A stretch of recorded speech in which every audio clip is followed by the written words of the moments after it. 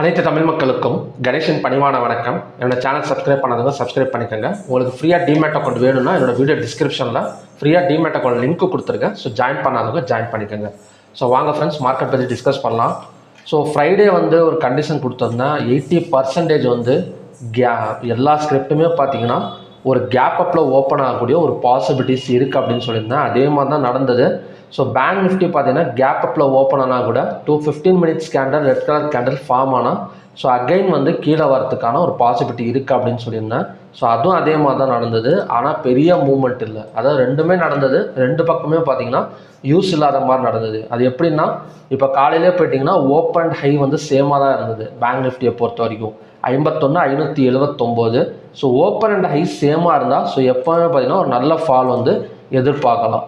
So அப்படி எதிர்பார்க்குறப்ப 215 minutes கேண்டலும் பார்த்தீங்கன்னா கிட்டத்தட்ட 9:45க்கும் ஒரு 10 மணிக்கும் பார்த்தீங்கன்னா ஒரு 215 மினிட்ஸ் கேண்டல் ஃபார்ம் ஆயிருக்கு.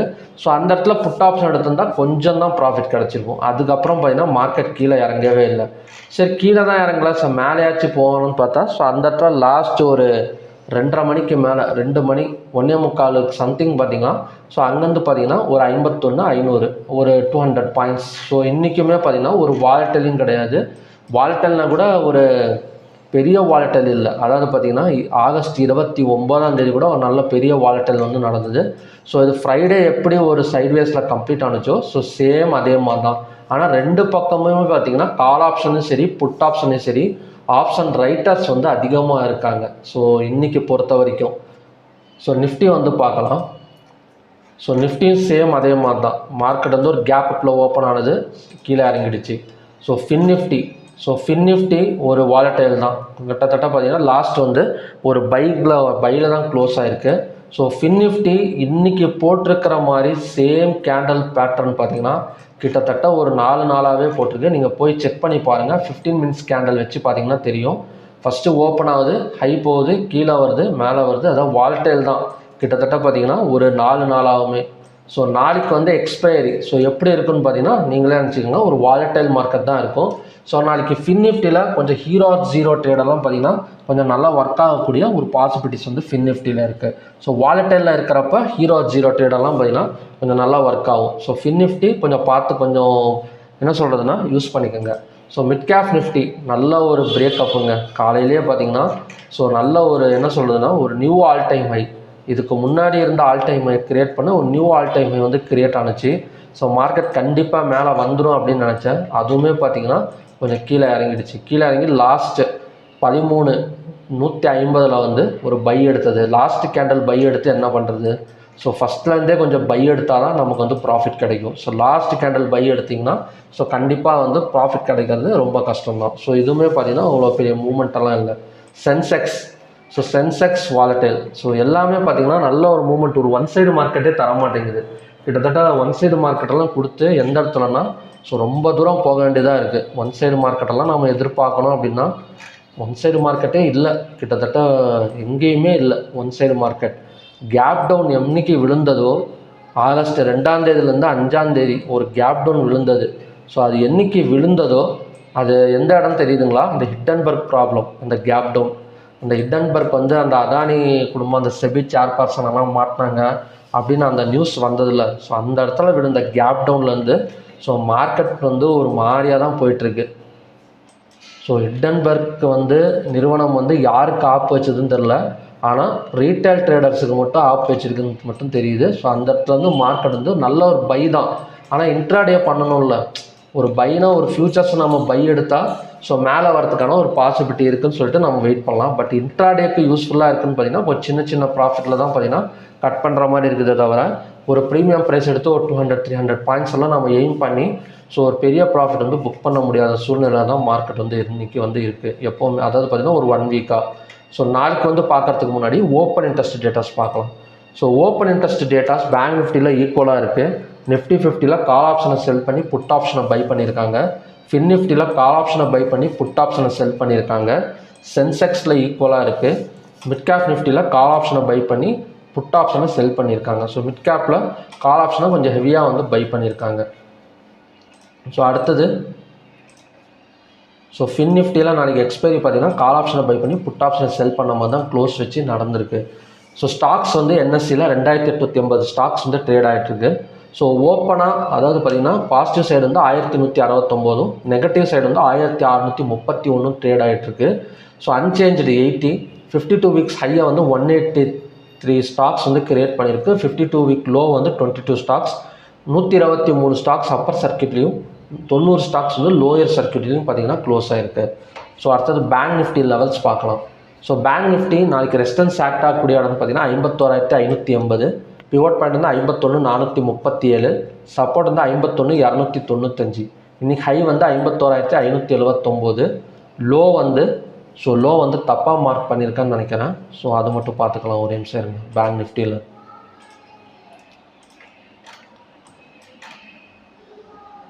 ஸோ லோ 51,295 போகிறதுக்கு சேம் போட்டிருக்கேன்.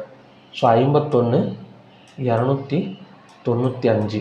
ஸோ லோ வந்து 51,295, ஓப்பனான இடம் பார்த்தீங்கன்னா 51,579, க்ளோஸான இடம் 51,439. ஸோ க்ளோஸ் கரெக்டு தான், இது மட்டும் கொஞ்சம் தப்பாக டைப் பண்ணிட்டேன். ஸோ 295. ஸோ ஓப்பனான ஹையும் ஓப்பனும் பார்த்திங்கன்னா சேமாக இருந்திருக்கு. இந்த மாதிரி ஹை ஓப்பன் சேமாக இருந்தாலே ஸோ மார்க்கெட் வந்து கீழே விலக வேண்டியது, ஆனால் வந்து கீழே விழலை. ஸோ ஓப்பனான இடத்துலேருந்து ஒரு 100 பாயிண்ட்ஸ், ஒரு 120 பாயிண்ட்ஸ் கீழே கொண்டு வந்தால் பார்த்தீங்கன்னா மார்க்கெட்டை வந்து க்ளோஸ் வந்து வச்சுருக்கிறாங்க. ஸோ அது மட்டும் இல்லாமல் ஓப்பனான இடத்துலேருந்து மேலே போகலை. ஸோ அப்படி இருக்கிறப்ப ஸோ ஓவராலாக பார்த்திங்கன்னா கொஞ்சம் செல்லிங் ப்ரெஷரில் தான் பார்த்திங்கன்னா மார்க்கெட் வந்து க்ளோஸ் ஆகிருக்கு. ஸோ ஃபஸ்ட்டு கண்டிஷன் படி எந்த மாதிரி வந்து நடக்கிறதுக்கான ஒரு பாசிபிலிட்டி இருக்குது. ஸோ இன்றைக்கி வந்து ஓப்பன் ஹை சேமாக இருந்திருக்கு. ஸோ ஓப்பன் ஹை சேமாக இருந்தாலே நமக்கு தெரியும், அந்த ஓப்பன் ஹையை பிரேக் பண்ணால் தான் ஸோ இனிமேல் பார்த்திங்கன்னா பையிங் வந்து பாசிபிள். ஸோ அப்படி இருக்கிறப்ப ஒரு கேப் டவுன் விழுந்தாலோ இல்லைனா பார்த்திங்கன்னா ஒரு க்ளோஸுக்கு கீழே ஓப்பன் ஆனாலோ ஒரு செல்லிங் வந்து பாசிபிலிட்டி வந்து எதிர்பார்க்கலாம். ஸோ அப்படி இருக்கிறப்ப between pivot and support, so இந்த இடத்துல ஓப்பன் ஆகிடுச்சினாலே ஒரு 85% வந்து இந்த இடத்துல ஓப்பன் ஆகக்கூடிய ஒரு சான்சஸ் வந்து இருக்குது. ஸோ இந்த இடத்துல ஓப்பன் ஆனாலே க்ளோஸுக்கு கீழே ஓப்பன் ஆகிடும். ஸோ அப்படி ஓப்பன் ஆகிறப்ப இந்த பிவோட் வந்ததுக்கப்புறம் 15 minutes candle red colour candle form ஆனால் ஸோ அங்கேருந்து பார்த்தீங்கன்னா மார்க்கெட் வந்து கீழே வந்து ஃபாலோ ஆகக்கூடிய ஒரு சான்சஸ் வந்து இருக்குது. ஸோ இது வந்து ஃபஸ்ட்டு கண்டிஷன். ஸோ ரெண்டாவது கண்டிஷன் படி பிட்வீன் ரெசிஸ்டன்ஸ் அண்ட் பிவோட்டில் ஓப்பன் ஆனால் ஸோ இந்த பிவோட் வந்ததுக்கப்புறம் பையிங் வந்து ட்ரை பண்ணலாம். அந்த பை வந்து இந்த ஹை வரைக்கும் ட்ரை பண்ணலாம், வெறும் ஒரு 100 பாயிண்ட்ஸ்.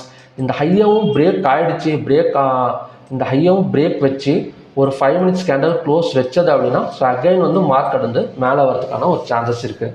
ஸோ இந்த ஓப்பனு ஹையையும் பிரேக் பண்ணாமல், அதாவது இந்த 51,579 பிரேக் பண்ணாமல் ஸோ கால் ஆப்ஷன் வந்து ட்ரை பண்ண வேணாம். அப்படி ட்ரை பண்ணுறதா இருந்தால் இந்த இடத்துல ஓப்பன் ஆகிறப்ப பிவோட் வந்ததுக்கப்புறம் 15 minutes candle green colour candle form ஆனால் ட்ரை பண்ணுங்கள்.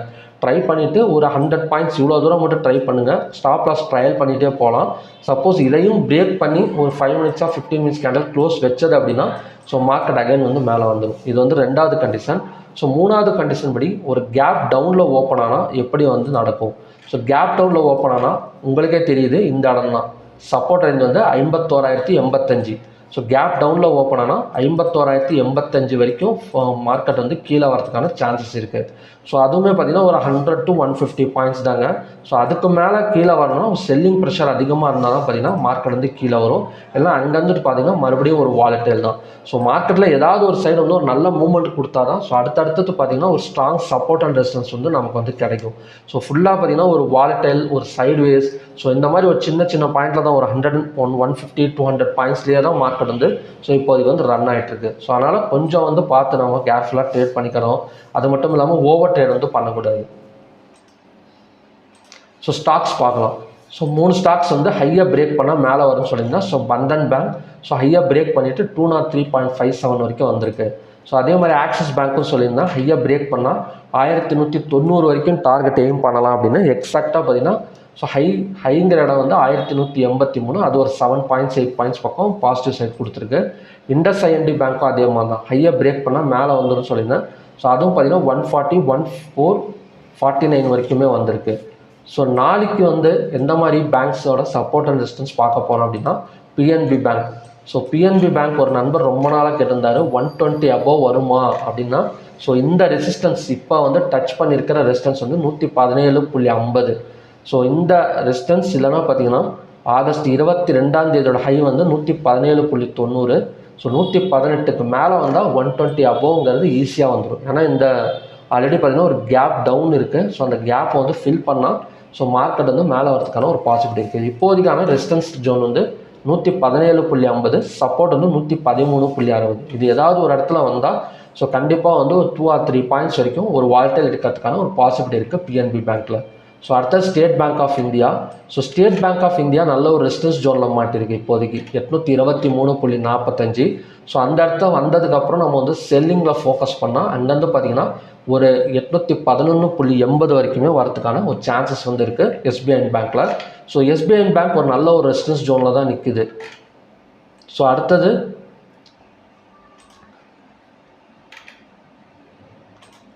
Axis bank. ஸோ ஆக்சிஸ் பேங்க்கும் நம்ம ஆல்ரெடி வந்து பை சைடு வந்து ஃபோக்கஸ் பண்ணியிருந்தால் ஒரு 8 பாயிண்ட்ஸ் கிடச்சிருக்குன்னு சொல்லியிருக்கேன். ஸோ இப்போ வந்து பார்த்திங்கன்னா செல்லிங் ப்ரெஷரில் நிற்குது, கரெக்டாக பார்த்திங்கன்னா ரெசிஸ்டன்ஸில் நிற்குது 1188. அது மட்டும் இல்லாமல் அந்த இடம் போய்ட்டு அதை தாண்டி போகலை. ஒரு 3-15 மினிட்ஸ் ரெட் கலர் கேண்டில் தான் ஃபார்ம் ஆகிருக்கு. மேபி 1189க்கு கீழே மறுபடியும் ஓப்பன் வச்சான் அப்படின்னா ஸோ கண்டிப்பாக வந்து இன்னொரு பார்த்திங்கன்னா ஒரு 10 பாயிண்ட்ஸ் வரைக்கும் கீழே இறங்கிறதுக்கான ஒரு பாசிபிலிட்டி இருக்குது ஆக்சிஸ் பேங்க்கில். ஸோ ஓகே ஃப்ரெண்ட்ஸ், இதுதான் பார்த்தீங்கன்னா நாளைக்கான 3 பேங்க்ஸ். ஸோ பார்க்கலாம். அதாவது ஒரு ஹேமர் கேண்டில் போட்டிருக்கு, ஓப்பன் அண்ட் ஹை சேமாக இருக்குது. ஆனால் இன்றைக்கி வந்து பார்த்திங்கன்னா ஒரு கன்ஃபியூஸான ஒரு கேண்டில் தான். ஹேமர் கேண்டில் இன்னும் கொஞ்சம் மேலே போய் அதாவது பார்த்தீங்கன்னா ஹையை பிரேக் பண்ணிவிட்டு போட்டிருந்தா ஸோ கண்டிப்பாக வந்து மார்க்கெட்டை தூக்கிடலாம்னு சொல்லிடுங்க. அது மட்டும் இல்லாமல் ப்ரீமியம் ப்ரைஸ் வந்து 2 சைடுமே டிகே தான். அதாவது பார்த்திங்கன்னா பேங்க் நிஃப்டியில் கால் ஆப்ஷன் சைடும் பார்த்திங்கன்னா ப்ரீமியம் ப்ரைஸ் குறைஞ்சிக்கிட்டே தான் இருந்தது. புட் ஆப்ஷன் சைடும் பார்த்திங்கன்னா ப்ரீமியம் ப்ரைஸ் குறைஞ்சிக்கிட்டே தான் இருந்தது. ஆப்ஷன் ரைட்டர்ஸோட கையில் தான் பார்த்திங்கன்னா இன்றைக்கி மார்க்கெட் ஃபுல்லாகவே இருந்தது. ஸோ நாளைக்கு பார்க்கலாம் ஃப்ரெண்ட்ஸ். கண்டிப்பாக ஹையை பிரேக் பண்ணால் ஸோ மறுபடியும் போகும். ஆனால் அது அந்த இடம் தான். இப்போ இன்றைக்கே பார்த்திங்கன்னா வெள்ளிக்கிழமை ஹையை பிரேக் பண்ணிவிட்டு கீழே இறங்கிடுச்சு. ஸோ நாளைக்கு ஹையை பிரேக் பண்ணிட்டு கீழே இறங்குமானா 51,900 வரைக்கும் போயிட்டு கீழே இறங்கிறதுக்கான ஒரு பாசிபிலிட்டிஸ் வந்து இருக்குது. ஸோ ஓகே ஃப்ரெண்ட்ஸ், மறுபடியும் பார்த்திங்கன்னா நல்ல ப்ரெடிக்ஷன் வீடியோட நான் வந்து உங்களை மீட் பண்ணுறேன். நன்றி, வணக்கம்.